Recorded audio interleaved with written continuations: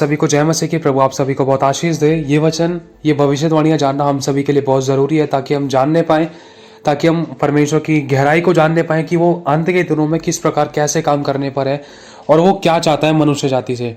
और वो भविष्यवाणियां जो परमेश्वर ने अपने दासों के द्वारा, अपने भविष्यद्वक्ताओं के द्वारा पुराने नियम के समय में करवाई थी, और जो भविष्यवाणियां प्रभु यीशु मसीह के द्वारा, और जो भविष्यवाणियां परमेश्वर ने अपने लोगों के द्वारा, चेलों के द्वारा करवाई थी, वो भविष्यवाणियां परमेश्वर समय समय पूरा कर रहा है। क्योंकि लिखा है, धरती और आकाश टल जाएंगे, मेरी बातें कभी न टलेंगी, मेरा वचन कभी न टलेगा।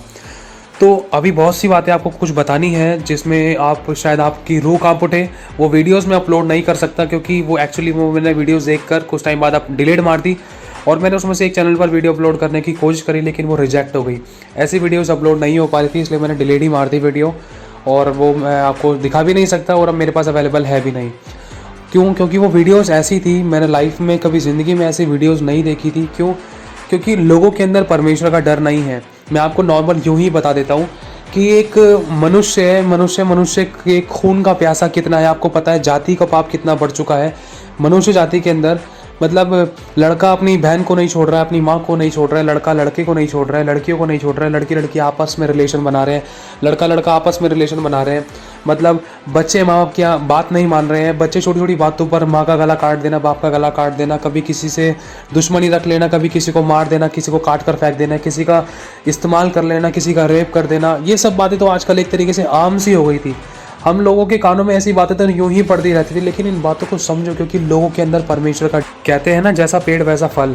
ये हमारे कर्मों से पता चलता है कि हम किसके फॉलोअर्स हैं, हम किस पर विश्वास करते हैं, और किसकी आराधना अर्चना, किसकी महिमा करते हैं। तो कुछ ऐसी वीडियोज़ भी देखी थी मैंने अभी रिसेंटली, लाइक शायद कल ही देखी थी मैंने, और मैं बहुत हैरान हुआ, मैं डर गया, और अंदर से मेरी आत्मा एक तरीके से रोने सा लगा कि सच में प्रभु रोता है। लिखा है कि वो मनुष्य को बनाकर पछताया। क्यों? क्योंकि जब मैंने वीडियोस देखी तो उसके अंदर बहुत सारी लाशें थी, लाशें ही लाशें थी, और अचानक परमेश्वर ने आमोस का वचन याद दिलाया। मैं एक बार वचन पढ़ देता हूँ। लिखा है कि मैं तुम्हारे, ये सारे वचन आपको नीचे डिस्क्रिप्शन में दे दिए जाएंगे। लिखा है आमोस 8:3 में, परमेश्वर यहोवा की वाणी है कि उस दिन राजमंदिर के गीत हाहाकार में बदल जाएंगे, और लोथों का बड़ा ढेर लगेगा, और सब स्थानों में वे चुपचाप फेंक दी जाएंगी। मतलब बिल्कुल सेम यही चीज़ मैंने अपनी आंखों के सामने देखी एक वीडियो के अंदर। अब उसमें किसी का चेहरा तो नहीं दिखाया गया, लेकिन बहुत सारी लाशें थी, वो कटी फटी पड़ी थी, और उनकी सिलाइयाँ हो रखी थी, और बहुत सारी अनकाउंटेबल लाशें थी। मतलब किसी के पैर नीले पड़े हुए थे, औरतें, आदमी, यूं ही लाशें पड़ी हुई थी। मैं हैरान हुआ, मेरा आत्मा इतना दुखित हुआ अंदर से कि सच में प्रभु, मेरा मन इसीलिए दुखित हुआ क्योंकि अभी कुछ दिन पहले परमेश्वर की आत्मा ने एक दर्शन दिया था, जिसमें प्रभु यीशु मसीह बहुत ज़ोरों से सिसकियाँ मार मार कर रो रहे थे, और उनके आंसू को पोंछने की कोशिश थी।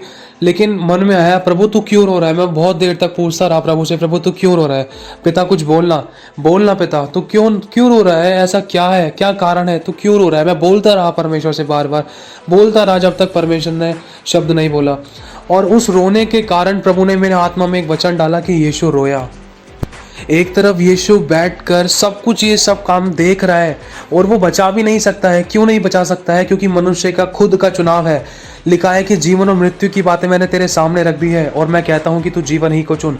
आज मनुष्य को पूरी एडवाइस देने के बाद भी, पूरा चुनाव देने के बाद भी, आज मनुष्य मृत्यु को चुनता है, पाप को चुनता है, बुराइयों को चुनता है।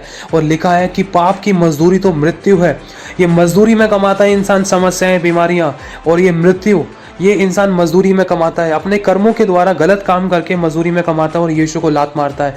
यीशु को धिक्कार देते हैं, यीशु पर विश्वास नहीं करते, यीशु का तिरस्कार करते हैं, मजाक उड़ाते हैं यीशु पर, और यीशु के लोगों को दोष लगाते हैं। और मनुष्य जाति के अंदर परमेश्वर का डर नहीं है, इसीलिए परमेश्वर रोता है। आज अगर परमेश्वर का डर सबके अंदर आ जाए तो कोई मनुष्य किसी के खून का प्यासा हो ही ना, कोई किसी को अपने फायदे के लिए ना मारे, कोई किसी का इस्तेमाल ना करे, कोई किसी का दिल ना दुखाए, कोई होठों से किसी की हत्या ना करे, कोई किसी को शब्दों से भी किसी को मतलब ठेस ना पहुंचाए, किसी की आंखों में आंसू ना लाए। क्यों? क्योंकि परमेश्वर हमें इतनी गहरी गहरी बातें सिखाता है, इतनी वचनों में, मतलब अपनी आत्मा में ले जाकर हमें अपनी गहराई को सिखाता है, समझाता है कि एक दूसरे से प्रेम करो, अपने शत्रुओं से प्रेम करो, सताने वाले के लिए प्रार्थना करो, जो तुम्हें दुख देते हैं उनको तुम माफ़ करो, उनके लिए प्रार्थना करो, उनको तुम आशीष दो। ये सारी बातें हमें प्रभु यीशु मसीह पर विश्वास करने के बाद ही पता चलती हैं, और इनको जानने के बाद हम इन पर चल पाते हैं। आज एक मसीह व्यक्ति दूसरे अपने विरोधी पर हाथ क्यों नहीं उठाता है? इसीलिए नहीं उठाता है क्योंकि वो मसीह के वचन को जान चुका है और मसीह के अनुसार जीने की कोशिश करता है। और जो मसीह पर विश्वास नहीं करते उनके बारे में तो हम जानते ही हैं। हम हर साल कुछ ना कुछ ऐसी न्यूज़ेस सुनते थे जिसमें कभी किसी का खून, कभी किसी का खून, कभी किसी का व्यभिचार, कभी किसी का बलात्कार, कभी किसी को फांसी लगाकर हत्या कर दी, किसी का पैसा लूट लिया, किसी को मार दिया, किसी के शरीर में से अंग निकाल लिए, कभी कुछ कभी कुछ कभी कुछ।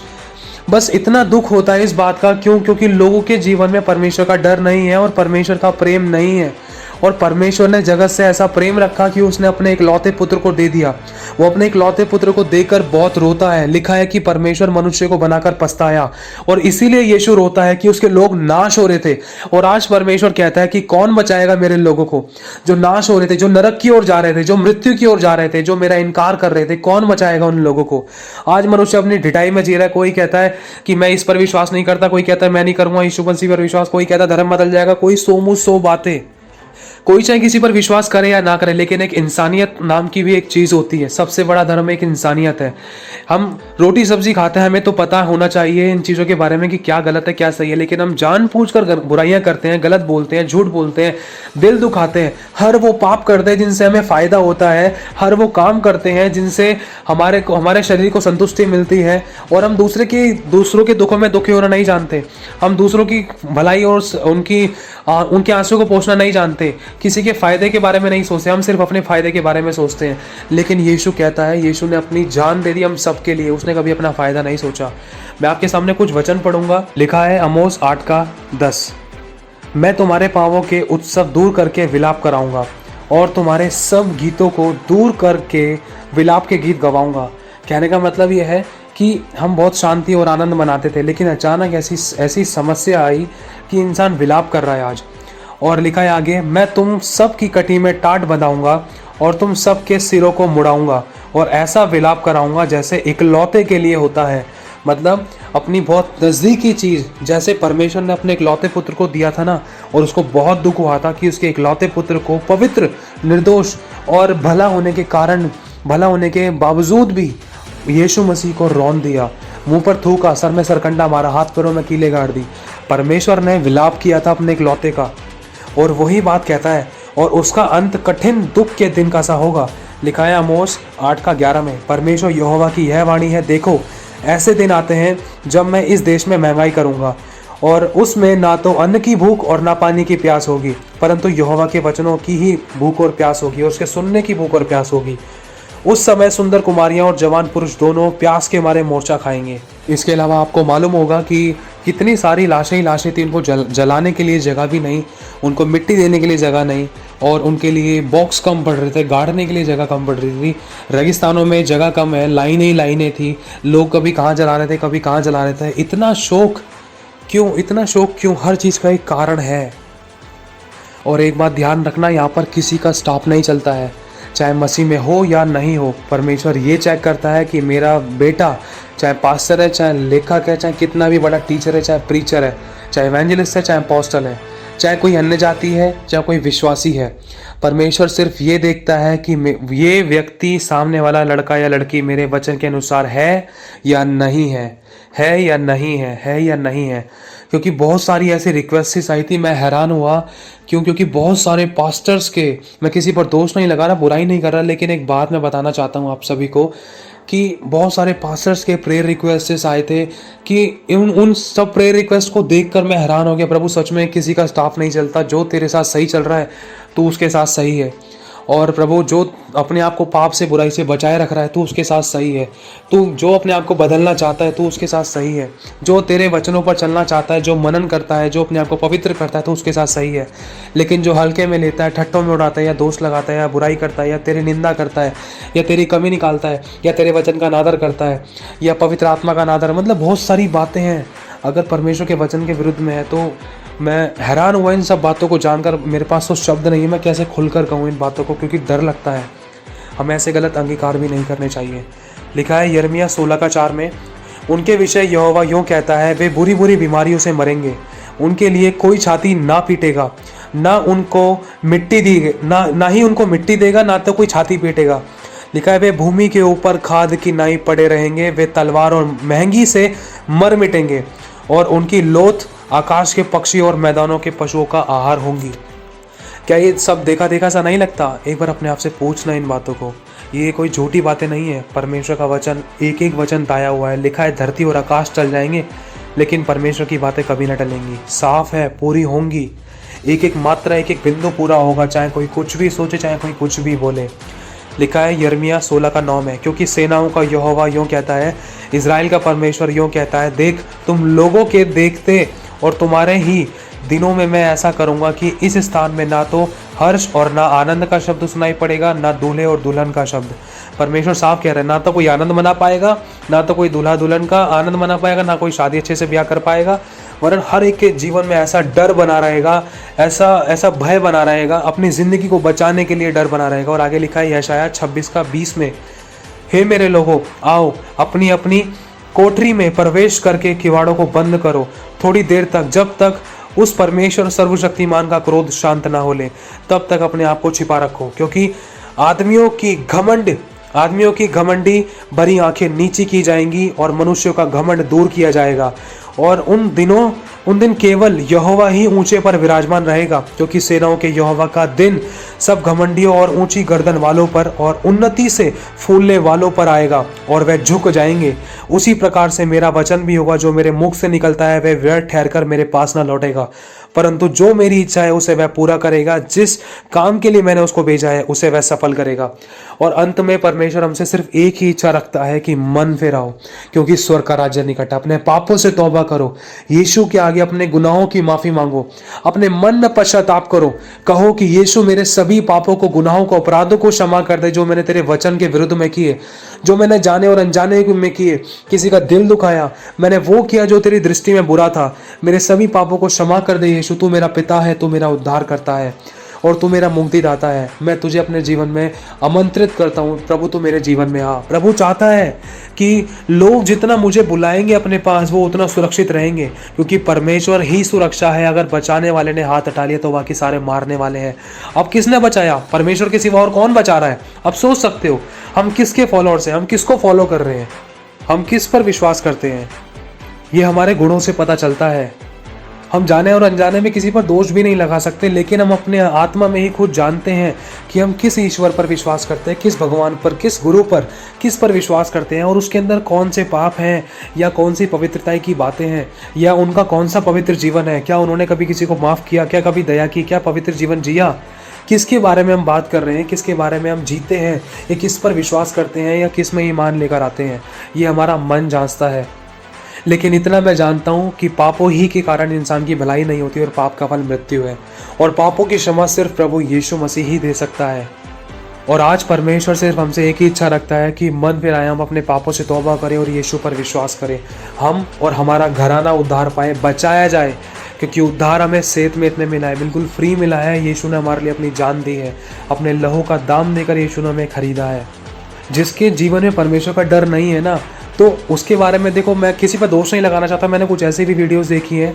एक लड़का है, मुंह पे कपड़ा बांध रखा था उसने, और मैं बहुत हैरान हुआ, मेरी रूह कांप उठी थी। वो बात आज तक मेरे मन से नहीं निकली। बहुत लंबे टाइम पहले देखा था मैंने, किसी ने पता नहीं कहाँ से वीडियो आया था। हाँ, एक भाई को जानता हूँ, शायद उसने वीडियो सेंड किया था। तो उस वीडियो में था, एक लड़के ने हाथ में चाकू ले रखे थे और एक पेड़ों के बीच में लड़के को लिटा रखा था, उसके हाथ पैर बांध कर, और उसके पेट पे से कपड़ा वपड़ा फाड़ दिया और उसके पेट पे चक्कू ही चक्कू मारे, उसकी आंतड़ियाँ बाहर निकाली और उसके दिल पे चक्कू मार मार के, उसकी छाती पर चक्कू मार मार के उसके दिल को अपने हाथ से खींच कर निकाल लिया, उसकी गर्दन काट दी, उसके दिल को उसकी छाती पर रखकर उसमें चक्कू गाड़ दिया। सोचो, और थोड़ी कुछ सेकंड्स तक जीवित रहा, उसके बाद मर गया। और कुछ ऐसी वीडियोस देखी हैं आज इंसान बिल्कुल, और बहुत सी ऐसी वीडियोस देखी हैं कि गुस्से में आकर बाप ने बेटे को, या बेटे ने बाप की गर्दन काट दी, बेटे ने बाप की गर्दन काट दी और चोट पहुंचा दी, या हाथ पैर तोड़ दिए, कूल्हे की हड्डी तोड़ दी और घर से बाहर निकाल दिया। माँ बाप बाहर भीख मांग रहे हैं, बच्चे आराम से घर में ऐशो आराम कर रहे हैं। क्यों? परमेश्वर का डर नहीं है, परमेश्वर का प्रेम नहीं है, सच्चे परमेश्वर पर विश्वास नहीं करते हैं। किसके फॉलोअर्स है? और दूसरी बात ये है कि मैंने ऐसी भी वीडियो देखी है कि गली में थोड़ी सी लड़ाई हुई थी और मैंने एक वीडियो देखा था, कोई कैमरा था, सीसीटीवी रिकॉर्डिंग था। ये सब चीज़ों को देखकर पता चलता है कि जाति जाति पर और राज्य राज्य पर चढ़ाई करेगा और जगह जगह भूडोल होंगे, अकाल पड़ेंगे और जाति और आकाश की शक्तियाँ हिलाई जाएंगी। मतलब परमेश्वर इन सब चीज़ों को ये बारे में दिखाता है कि ये तो सिर्फ अंत की शुरुआत होगी। वहाँ पर साफ लिखा है मत्ती 24 में कि ये तो सिर्फ अंत की शुरुआत होगी। और ये भी लिखा है कि बच्चे माँ बाप को पकड़वाएंगे, माँ बाप बच्चों को पकड़वाएंगे। मतलब बहुत सारी ऐसी बातें लिखी हैं। मैं हैरान होता हूँ जब इन बातों को पढ़ता हूँ। प्रभु ये तो मैंने वहाँ देखा था, ये तो मैंने वहाँ देखा था, ऐसी तो मैंने वीडियो देखी थी जैसे तेरे वचन में लिखा है। बहुत रूह कांप उठती है। और परमेश्वर दिखाते थे, बेटा मेरी आने की बस आने में कुछ ही समय है, बस अपने आप को तैयार कर, अपने आप को तैयार कर और अपने आप को मेरे ग्रहण योग्य बना ताकि तू मेरे सामने खड़े हो सके। और ऐसी भी वीडियोस देखी हैं, लड़कों में बिल्कुल भी डर नहीं है, किसी को भी कहीं पर भी कैसे भी चक्कू मार देना। मतलब बहुत सारी आए दिन ऐसे रिकॉर्डिंग्स, प्रेयर रिक्वेस्ट्स आ रहे थे कि इसने उसको चक्कू मार दिया, 82 चक्कू, सर में चक्कू और पेट में चक्कू। मतलब कहाँ खून, मतलब खून, दुश्मनी, क्रोध। जिस इंसान के अंदर क्रोध है ना, तो हत्या तो आराम से होती है। वो क्रोध हत्या का रूप ले लेती है। और हमारा परमेश्वर कहता है कि क्रोध तो करो लेकिन पाप मत करो।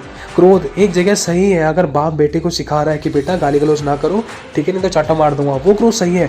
लेकिन अगर बाप बेटे की गर्दन काट रहा है तो ये गलत है। ये क्रोध हत्या का रूप ले लेता है।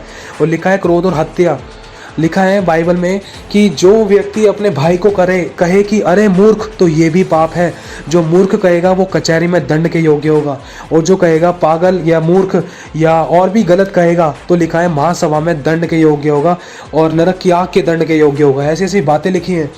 जिसको परमेश्वर के वचन पर विश्वास है तो वो जानता है कि हाँ भाई मुझे ये गलती नहीं करनी है, क्योंकि वचन में साफ लिखा है। डर है परमेश्वर का एक, और एक परमेश्वर का प्रेम भी है कि हाँ भाई पवित्र बाइबल में ये सारी बातें दे रखी है, चेतावनियाँ दे रखी हैं, ये काम करोगे तो ये फल मिलेगा, ये काम करोगे तो ये गलतियाँ हो सकती हैं, और अगर ये गलतियाँ हो गई तो इन गलतियों के द्वारा ये मृत्यु तक लेकर जा सकती हैं। तो परमेश्वर ने सारी बातें बाइबल के द्वारा हमें सिखा दी हैं कि हमें जीवन कैसे बिताना है। और कुछ ऐसी वीडियोज़ देखी कि एक लड़की थी, उसको जंगल में फेंक रखा था और मतलब कुछ लड़के थे, एक तरफ वीडियो बना रहा था कोई और दो लड़के मतलब लड़की को मार रहे थे। एक लड़का लड़की के पेट पे चक्कू मारे जा रहा और उसके बाद दूसरे लड़के ने लड़की गर्दन काट दी, जिंदा लड़की गर्दन काट के उसकी मुंडी उठा ली। मतलब बिल्कुल भी परमेश्वर का डर नहीं है, प्रेम नहीं है, दया नहीं है, माफ करने वाली बातें नहीं है। और इंसान मतलब अपने फायदे के लिए या अपने आप को अच्छा दिखाने के लिए या अपने आप को सामर्थ्य या अपने आप को बड़ा दिखाने के लिए या कुछ भी कह सकते हैं, ऐसा इंसान किस हद तक जा रहा है। आप लोग इन बातों से अनजान नहीं हो, इस बात का ध्यान रखना। आपने इससे भी बड़े बड़े किस्से सुने होंगे, अपनी आंखों से देखे होंगे। मैं इन बातों को देखकर सोचकर बहुत हैरान होता हूँ कि प्रभु आज लोगों में तेरा डर नहीं है, डर नहीं है, डर नहीं है। परमेश्वर का डर तो जब ही आएगा जब यीशु मसीह पर विश्वास करेगा। अगर डर होता तो ऐसे काम आज हमें सुनने के लिए, देखने के लिए नहीं मिलते। बड़े बड़े पुजारियों, बड़े बड़े लोगों के बारे में हमने सुना है, गुरुओं के बारे में हमने सुना है, दोष नहीं लगा रहा किसी पे, लेकिन उनकी करतूतें हमें बाद में पता चली हैं कि क्या हुआ ऐसा कि वो जेल में चले गए। उन्होंने ऐसी सी क्या घटनाएं की, आज उनको पब्लिक पूछती है, लेकिन कल वो ऐसी क्या हरकत कर रहे हैं जिसके कारण वो जेल में चले गए। आज लोगों की आंखें बंद हैं। सिखाने और सीखने वालों के बीच में पता नहीं कैसी ऐसी बातें हैं, कैसी दुष्ट आत्माएं काम कर रही थी जिसके कारण मतलब मनुष्य जाति के अंदर पाप उत्पन्न हो रहा था और इंसान अंधविश्वास में जा रहा था। ना तो कभी किसी चीज़ को परख रहा है, और जो सही है उसको तो ऐसे परखता है कि अपने ज़िंदगी से दूर ही कर देता है। मतलब कभी कभी ऐसा होता है कि इंसान की लाइफ में ऐसी ऐसी सिचुएशंस आती हैं, हमेशा बुरी, फिर लास्ट में अगर अच्छी भी आती है ना तो उसको भी बुरी समझ बैठता है और उसको भी दूर कर देता है। बस एक आखिरी संदेश परमेश्वर हमें यही देता है, मन फिराओ, पापों से तौबा करो, अपने अपने गुनाहों की माफ़ी मांगो, पश्चाताप करो, सच्चाई कराई, पवित्रताई में चलो और यीशु के दोबारा बादलों में आने की बाट को जो इंतज़ार करो। सुसमाचार सुनाओ, जो लोग दुख और समस्या, पीड़ा में या परेशानियों में हैं उनको बताओ, और उनको ये भी बताओ कि यीशु मसीह पाप क्षमा करता है। सबसे ज़्यादा ये जानना ज़रूरी है लोगों के लिए कि पापों ही के कारण इंसान मृत्यु की ओर जा रहा था, पापों ही के कारण इंसान के जीवन में बीमारियां, तकलीफ, दुख, कर्जा, गरीबी, घटियाँ, लड़ाई दंगे, मौत, एक्सीडेंट्स आ रहे थे। ये तो सारे बहाने थे, ये तो सारे मृत्यु तक पहुँचने के बहाने थे। ये मृत्यु के पहुँचने के बहाने भी पाप के कारण आते हैं। अगर पाप क्षमा नहीं होंगे तो किसी व्यक्ति का जीवन अच्छा, सुंदर, सुशील और ब्लेसेड नहीं हो सकता। और एक बात और कहना चाहता हूँ कि ये मत सोचना कि हम सब परफेक्ट हैं। नहीं, कोई भी परफेक्ट नहीं है सिवाय प्रभु यीशु मसीह के। सिर्फ यीशु मसीह परफेक्ट है। हमसे भी गलतियां होती हैं, लेकिन हमें उन गलतियों को देखकर सीखना है और माफ़ करना है, अपने शत्रु से प्रेम करना है, दया करनी है और अनुग्रह करना है और आगे बढ़ना है। और हमें उन लोगों के लिए प्रार्थना करनी है जो मसीह में विश्वास नहीं करते, या जो यीशु मसीह पर बिल्कुल भी ईमान नहीं लेकर आते, या चर्च नहीं आते, या फिर यीशु मसीह को इनकार कर चुके हैं। ऐसे लोगों के लिए प्रार्थना करनी है जो सच्चे परमेश्वर को नहीं जानते। ऐसे लोगों के लिए प्रार्थना करनी है जो प्रभु यीशु मसीह पर विश्वास नहीं करते। क्यों? क्योंकि वो लोग अंधकार में हैं, वो समस्या में है, वो दुखों में, तकलीफ़ों में, बीमारियों में है और कर्जों में है, वो ऐसी प्रकार की पीड़ाओं में है, दुष्ट आत्माओं से ग्रसित है। क्यों? क्योंकि यीशु मसीह ही है जो हमें इन सब चीज़ों से छुड़ा सकता है, जैसे कि आपको और मुझे छुड़ाया है। हम सभी अनुभवी हैं, हम सब कोई बॉर्न क्रिश्चियन नहीं है, हम सब विश्वास करने वाले लोग हैं। शायद कुछ ही लोग होंगे बॉर्न क्रिश्चियन। और क्यों, एक बात कहना चाहता हूँ कि ये वाली बातें इसलिए कही जा रही हैं क्योंकि परमेश्वर ने हमें छुड़ाया है तो हमें दूसरों को भी छुड़ाना है। जो परमेश्वर ने हमें सेत में दिया है, मतलब हमें परमेश्वर ने उद्धार फ्री में दिया है, तो हमें दूसरों को भी उद्धार फ्री में देना है। ये नहीं सोचना कि भाई मैंने विश्वास कर लिया, मैं बच गया, चलो कोई नहीं, मैं क्या सुनाऊँ किसी को सुसमाचार। नहीं, लिखा है कि दूसरों की खेती सींचोगे तो तुम्हारी खेती सींची जाएगी, जिस नाप से तुम नापोगे उसी नाप से भी तुम्हारे लिए नापा जाएगा। इसीलिए जो लोग प्रभु के वचन को नहीं जानते वो दुखों, समस्याओं में, बीमारियों में, परेशानियों में, वो पाप में पड़े हैं। हत्याओं की बातें हैं और हत्यारापन है, एक दूसरे को मारना, काटना, दिल दुखाना, लड़ाई दंगा करना, दोष लगाना, नामाफ़ी की बातें, घर परिवार को तोड़ देना, मतलब अडल्ट्री, गलत शारीरिक संबंध बनाना, अपनों तक को घात कर डालना, माता पिता की इज्जत, आदर, मान सम्मान ना करना, अपनी इच्छाओं के लिए जीना, अपनी शारीरिक अभिलाषाओं को पूरा करना। ऐसा इसीलिए है क्योंकि ऐसे लोगों के जीवन में प्रभु यीशु मसीह नहीं है, उन्होंने स्वीकार नहीं किया है और ऐसे लोग विश्वास नहीं करते हैं यीशु मसीह पर। और हमें ऐसे लोगों के लिए प्रार्थना करनी है ताकि प्रभु ऐसे लोगों की बंद बुद्धि को खोले, ताकि वो पवित्र जीवन जिए और परमेश्वर की चेतावनियों को जाने कि बुराई करने से किस प्रकार का दंड आता है और पवित्रताई और भले काम करने से किस प्रकार की हम आशीष पाते हैं, कितना अच्छा जीवन हमारा चलता है। वो जाने, परमेश्वर के प्रेम को जाने, ताकि हर एक जन से प्रेम करें। क्योंकि आज मनुष्य के अंदर जो दो चीज़ें हैं, सबसे पहला तो मनुष्य के अंदर नफरत है। नफरत होती है ना, जहाँ वहाँ पर प्रेम नहीं होता। जहाँ पर नफरत होती है वहाँ पर हमेशा विरोध करने वाली बातें होती हैं। जहाँ नफरत होती है वहाँ पर इंसान घमंड को भी जगह देता है, क्रोध को भी जगह देता है। तो यही सारी बातें हैं क्योंकि मनुष्य के अंदर प्रेम नहीं है और प्रेम करना हमें प्रभु यीशु सिखाता है। आज हम अपने आसपास के लोगों को देख सकते हैं, अपने मिलने जुलने वालों को देख सकते हैं। एक बार इस बात को अपनी आत्मा में जांचना, मन में जांचना। प्रभु यीशु मसीह आपके सामने एक पूरी पिक्चर लेकर आएगा। सोचकर देखो, जो लोग यीशु मसीह पर विश्वास करते हैं वही इतने दीन और नम्र क्यों होते हैं? वही इतना माफ़ करने वाले, प्रेम करने वाले, अपराधों को ढांपने वाले क्यों होते हैं? वही ऐसे क्यों होते हैं एक दूसरे के दुख को सह लेते हैं? वही ऐसे क्यों होते हैं कि सही होने के बाद भी दूसरा सताकर चले जाता है और उसको माफ़ कर देते हैं? ऐसा इसीलिए है क्योंकि यीशु ने हमें सिखाया है। अगर यही बात आज पूरा संसार जान लेगा तो ना तो कोई किसी को सताएगा, वरन प्रेम करेंगे और माफ़ करेंगे, दया करेंगे और अनुग्रह करेंगे। क्योंकि यीशु ने सिखाया है माफ़ करो और आगे बढ़ो। क्योंकि जैसे स्वर्ग के पिता ने हमें माफ़ किया है वैसे हमें भी माफ़ करना है। अगर हम चाहते हैं कि हमें माफ़ी मिले तो हमें आगे माफ़ी बोनी होगी, हमें अपने शत्रुओं से प्रेम करना होगा। और यही बातें आज इंसान जानता नहीं है। हम देख सकते हैं, दूसरे फॉलोअर्स को देख सकते हैं जो किसी और पर विश्वास करते हैं, किसी और की पूजा पाठ करते हैं। उनके जीवन में हमने दुख भी देखे, उनके जीवन के हमने कारनामे देखे, उनके व्यवहार देखे हैं। लेकिन जो यीशु मसीह पर विश्वास करता है उनके व्यवहार को एक बार देखो, जांचो, परखो और जानो। हम जानते हैं कि कोई मनुष्य परफेक्ट नहीं है और हमारी लड़ाई किसी मनुष्य से है ही नहीं, क्योंकि ये तो परमेश्वर का वचन साफ कहता है। हमारी लड़ाई किसी मनुष्य से नहीं है, हमारी लड़ाई अंधकार की ताकतों से है, जिसके कारण वो दुष्ट आत्माएं मनुष्य को पाप में डालती हैं, बुराइयों में डालती हैं, गलत विचार डालती हैं, गलत संगतियों में लेके जाती हैं, नशे पत्ते में डालती हैं और अलग अलग तरीके से, मतलब लुभावने तरीके से काम करती हैं। आज लोगों के पास परमेश्वर का वचन नहीं है। ऐसे लोगों के लिए प्रार्थना करनी है ताकि ऐसे लोगों की बंद बुद्धि खुले, सत्य को जाने, ऐसे लोग सत्य उनको आज़ाद करें और प्रभु में बने रहें। और ना ही किसी की हत्या करे, ना ही किसी पर क्रोध करे, वरन माफ़ करे। अगर पूरा संसार के अंदर अगर एक माफ़ करने वाली दीनता, नम्रता आ गई, अगर प्रेम की भावनाएं आ गई, तो कोई भी किसी का शत्रु नहीं हो सकता। क्योंकि प्रेम कभी झुंझलाता नहीं, प्रेम कभी बुरा नहीं मानता। जो इंसान प्रेम करता है ना, तो प्रेम की परिभाषा है कि प्रेम कभी बुरा नहीं मानता, प्रेम कभी झुंझलाता नहीं, प्रेम कभी अनरीति नहीं चलता, प्रेम कभी कुकर्म से आनंदित नहीं होता, वरन प्रेम सब बातें सह लेता है, प्रेम सब बातों की प्रतीति करता है, प्रेम सब बातों में धीरज धरता है, प्रेम सब बातों में आशा रखता है, प्रेम कभी टलता नहीं। मतलब प्रेम चाहे कैसी भी परिस्थिति हो, हर परिस्थिति में प्रेम एक सा रहता है। और प्रेम लेने का नहीं वरन देने का नाम है। जो जिसके अंदर प्रेम है ना, वो कभी लेने की इच्छा नहीं रखेगा। इस बात का ध्यान रखना है। और एक बात और कहना चाहता हूँ, हम सबों को ऐसे लोगों के लिए प्रार्थना करनी है। हम में से कोई परफेक्ट नहीं है। मैं फिर से कहता हूँ, हमसे भी गलतियाँ हुई हैं, प्रभु हमें सिखाता है। और परमेश्वर का वचन सबके लिए एक सा है। प्रभु हमसे गलतियाँ होती हैं, हम गिरते हैं बार बार, लेकिन प्रभु हमें उठाता है। लिखा है ना कि जब जब हम गिरते हैं वो हमें उठा लेता है। और आप जानते हो कि जब जब हम गिरे तो हम पड़े नहीं रहे, उसने हमें उठाया। उठो, दोबारा से अपने कपड़ों को झाड़ो और सामर्थ्य रूप से खड़े हो जाओ। अपने लोगों के लिए प्रार्थना करो, अपने परिवार वालों के लिए प्रार्थना करो, चाहे आपके परिवार के विश्वास में नहीं है, लेकिन आपको परमेश्वर ने उस घर परिवार में, फैमिली में, उस गली मोहल्ले में, यारों दोस्तों के बीच में रखा है ताकि आप उन लोगों की आत्माओं को बचाओ। क्योंकि वो लोग नहीं जानते कि वो किस पाप में जी रहे हैं और वो पाप उनको कहाँ लेकर जा रहा है। ये बातें आप लोग जानते हो, ये बातें सिर्फ मसीह लोग जानते हैं। परमेश्वर के वचन के द्वारा, पवित्र बाइबल पढ़ने के द्वारा आप लोग जानते हो कि कौन सी ज़िंदगी पाप वाली है, कौन सी ज़िंदगी पवित्रता की है। और पाप की मजदूरी मृत्यु है। और अगर हम पवित्रता के साथ चलेंगे तो अच्छे जीवन को पाएंगे, ब्लेसेड और आशीषित जीवन को पाएंगे। तो मेरे भाई और बहनों, इन बातों का ध्यान रखना। मैं फिर से कहना चाहता हूँ, हमें दूसरों के लिए जीना है। यीशु ने हमें यही सिखाया है। क्योंकि देना परमेश्वर का नाम है। अगर हम अपनी ज़िंदगी को दूसरों के लिए देंगे तो इस बात से परमेश्वर प्रसन्न होगा। हमें माफ़ करना है, आगे बढ़ना है और अपने आप को बचा कर रखना है पाप से और बुराई से, गलत संगतियों से बचा कर रखना है। हमें किसी का विरोध नहीं करना है। अगर कोई भी हमारा विरोध कर रहा था तो इस बात को परमेश्वर जांचता है।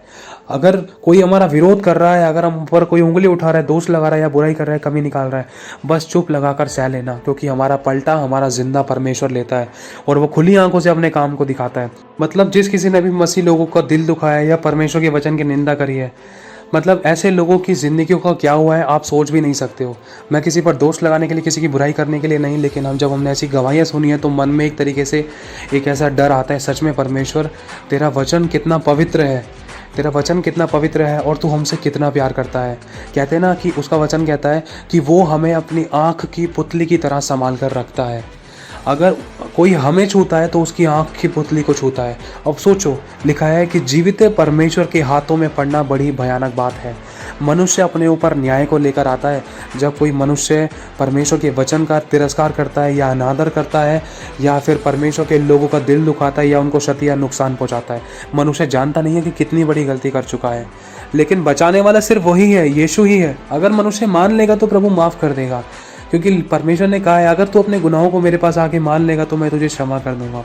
जो अपने अपराधों को छिपा रखता है उसका कार्य सफल नहीं होता, वरन जो उनको मान लेता और छोड़ भी देता है उस पर दया की जाएगी। तो बस आखिरी शब्द इतना कहना चाहूँगा, अगर मेरी बातों से किसी का दिल दुखा तो मैं क्षमा मांगता हूँ, क्योंकि जो बातें आपको बताई गई हैं ये सारी बातें अपलोड नहीं की जा सकती और एक्चुअली मेरे पास अभी अवेलेबल भी नहीं है। मैंने ये सब चीज़ें डिलीट मार दी क्योंकि मुझसे नहीं देखी जाती ये चीज़ें। और बहुत दिल दुखता है इन चीज़ों को देख कर कि हमारा यीशु क्या सोच रहा होगा उसकी बनाई हुई हाथों की रचना को, मतलब पाप में कैसे जीवन बिता रहे हैं और शैतान कैसे उनको नाश कर देता था, कैसे फाड़ देता था, कैसे एक दूसरे को बैरी बनाकर एक दूसरे की हत्या करवा देता था। क्यों? क्योंकि परमेश्वर का वचन उनके जीवन में नहीं है। परमेश्वर ने वचन तो पहुंचाया है लोगों तक, लेकिन लोगों ने ग्रहण नहीं किया। ये साफ लिखा है कि यीशु अपनों के घर आए लेकिन अपनों ने उसे नहीं पहचाना, और हम सब उसके अपने हैं। और ये भी लिखा है जितनों ने यीशु को ग्रहण किया उतनों को परमेश्वर ने अपनी संतान होने का अधिकार दिया। जब बाप अपने बच्चों को अपना बेटा कहता है, अपना बच्चा अपनी संतान मानता है, तो बाप अपनी पूरी ताकत लगा देता है अपने बच्चों की रक्षा करने में, सुरक्षा करने में। और अगर आप चाहो तो आप पढ़ सकते हो भजन संहिता 91 में परमेश्वर ने हमें कितनी सारी रक्षा और सुरक्षा प्रदान की है और हमारी ज़रूरतों को पूरा किया है। यहाँ तक स्वयं खुद स्वर्ग से उतर कर आ गया हमें बचाने के लिए। तो बस इतना कहना चाहता हूँ, मन फिराओ, पश्चाताप करो, सच्चाई खराई पवित्रताई में चलो और यीशु के वचन में बने रहो। और अगर कुछ और बातें जाननी है यीशु मसीह के बारे में तो नीचे वीडियोस दी गई हैं, आप प्लेलिस्ट में चेक कर सकते हो। और अगर कोई प्रेयर रिक्वेस्ट है तो आप प्रेयर रिक्वेस्ट भी बता सकते हो हमें, और कुछ डिस्क्रिप्शन में कुछ नंबर भी दिए गए हैं और डिस्क्रिप्शन में कुछ आपको ये वचन भी सेंड दे दिए जाएंगे। तो बस इतना कहना चाहता हूँ मेरे भाई और बहनों, मन फिराओ, पश्चाताप करो और लोगों को बताओ, चाहे वो ग्रहण करें या ना करें वो उनके ऊपर डिपेंड है। आप अपने हिस्से का काम करो, अपने हिस्से का काम करो, क्योंकि हमें भी किसी ने बताया था, अगर हम आज यीशु मसीह के पास नहीं आते तो कब के नाश हो जाते। क्योंकि हमारी ज़िंदगियों में ऐसी ऐसी समस्याएं थी कि कोई दुख में हमारे दुखी होना नहीं जानता था।